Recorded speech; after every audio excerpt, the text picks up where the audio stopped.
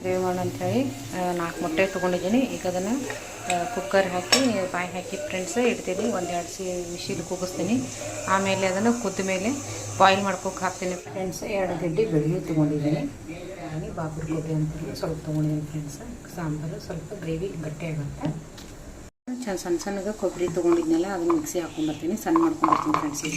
ಇದನ್ನು ಕೊಬ್ಬರಿ ನಾನು ಸಣ್ಣಗೆ ರುಬ್ಕೋಬಂದೆ. ಈಗ ನೋಡ್ತಾ ಇರ್ಬೋದು ಇದನ್ನು ಹಾಕ್ತಾಯಿದ್ದೀನಿ. ಬೆಳ್ಳುಳ್ಳಿ ಸುದ್ದು 1-2 ಗಡ್ಡೆ ಬೆಳ್ಳುಳ್ಳಿ ಹಾಕ್ತಾಯಿದ್ದೀನಿ ಫ್ರೆಂಡ್ಸ್. ನಾನು 2 ಟೊಮೊಟೊ ದೊಡ್ಡ ಇದ್ದೆ, 2 ಸಾಕು. ಸಣ್ಣ ಇದ್ರು 3 ಹಾಕಿನಿ ಫ್ರೆಂಡ್ಸ್. ನಾನು ಮೀಡಿಯಮ್ ಇತ್ತು 3 ಹಾಕಿದ್ದೀನಿ. ಇದನ್ನು ರುಬ್ಕೊಂಡ್ಬಿಡು ಬರ್ತೀನಿ. ಬಾಯ್ಲ್ ಆಗೈತಿ. ಈಗ ಇದನ್ನು ತೆಗೆದು ಅದನ್ನು ಸಿಪ್ಪೆ ಬಿಡಿಸ್ಕೊಳ್ಳಿ ಫ್ರೆಂಡ್ಸ್. ಎಗ್ ಅದು ಸಪ್ಪೆ ಬಿಚ್ಚಿ ಇದನ್ನು ಈಗ ಬಾಯ್ಲ್ ಇದು ಮಾಡ್ತೀನಿ ಫ್ರೆಂಡ್ಸ್. ಎಣ್ಣೆ ಹಾಕಿ ಸ್ವಲ್ಪ ಇದನ್ನು ಮಾಡ್ತೀನಿ, ಫ್ರೈ ಮಾಡ್ದಂಗೆ ಮಾಡ್ತೀನಿ ಫ್ರೆಂಡ್ಸ್. ಈಗ ನಾನು ಒಗ್ಗರಣೆಗೆ ಈರುಳ್ಳಿ ತೊಗೊಂಡಿದ್ದೀನಿ. ಟೊಮೊಟೊ ಹಾಕಲ್ಲ, ಟೊಮೊಟೊ ಆಲ್ರೆಡಿ ನಾನು ಅದಕ್ಕೆ ಹಾಕಿ ಉಳ್ಕೊಂಡಿದ್ದೀನಿ ಫ್ರೆಂಡ್ಸ್.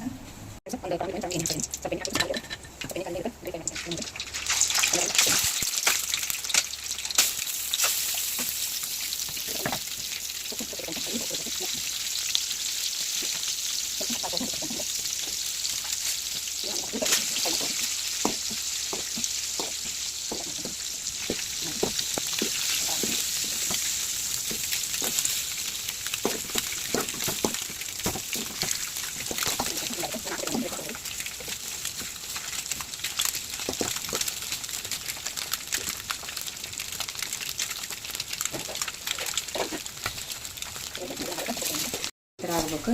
ಇನ್ನು ಒಗ್ಗರಣೆಗೆ ನಾನು ಎಣ್ಣೆ ಸ್ವಲ್ಪ ಎಣ್ಣೆ ಹಾಕ್ತೀನಿ. ಒಗ್ಗರಣೆಗೆ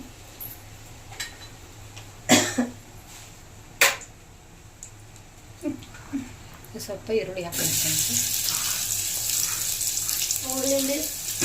ನಾನು ಎಣ್ಣೆ ಭಾಳ ಹಾಕಲ್ಲ ಅಡುಗೆಗೆ.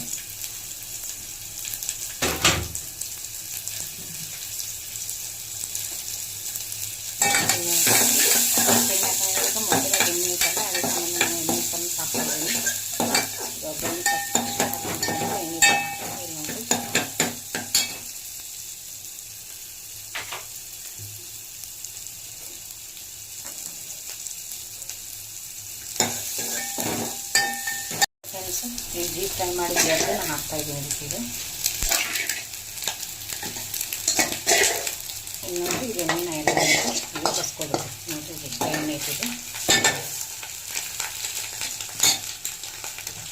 ಈಗ ನೋಡಿ ಮಸಾಲ ರುಬ್ಬಿದ್ನೆಲ್ಲ ನಾನು ಈ ಮಸಾಲೆ ಇದಕ್ಕೆ ಈಗ ಹಾಕ್ತಿದ್ದೀನಿ ಫ್ರೆಂಡ್ಸ್. ನಾನು ಎಗ್ ಇದು ಮಾಡಿದ್ನೆಲ್ಲ ಅದನ್ನು ಫ್ರೈ ಮಾಡಿದ್ದೀನಿ. ಅದು ಬೊಗನ್ಯಾಗ ನಾನು ಮಸಾಲೆ ಹಾಕ್ಕೊಂಡೀನಿ. ಈಗ ಮಸಾಲೆ ಇದಕ್ಕೆ ಸುರಿತೀನಿ ಫ್ರೆಂಡ್ಸ್. ಈಗ ನಾನು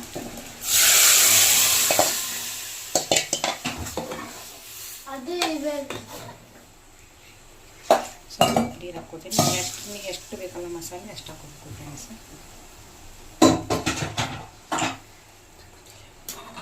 ಇದು ಸ್ವಲ್ಪ ಕುದೀಲಿ ಫ್ರೆಂಡ್ಸ್, ಚೆಂದ ಕುದೀಲಿದೆ.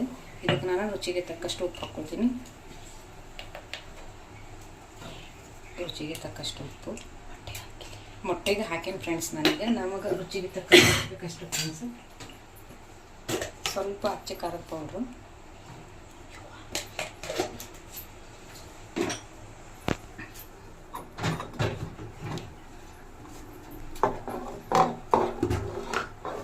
ಸ್ವಲ್ಪ ಗರಂ ಮಸಾಲ, 1 ಸ್ಪೂನಷ್ಟು ಗರಂ ಮಸಾಲ,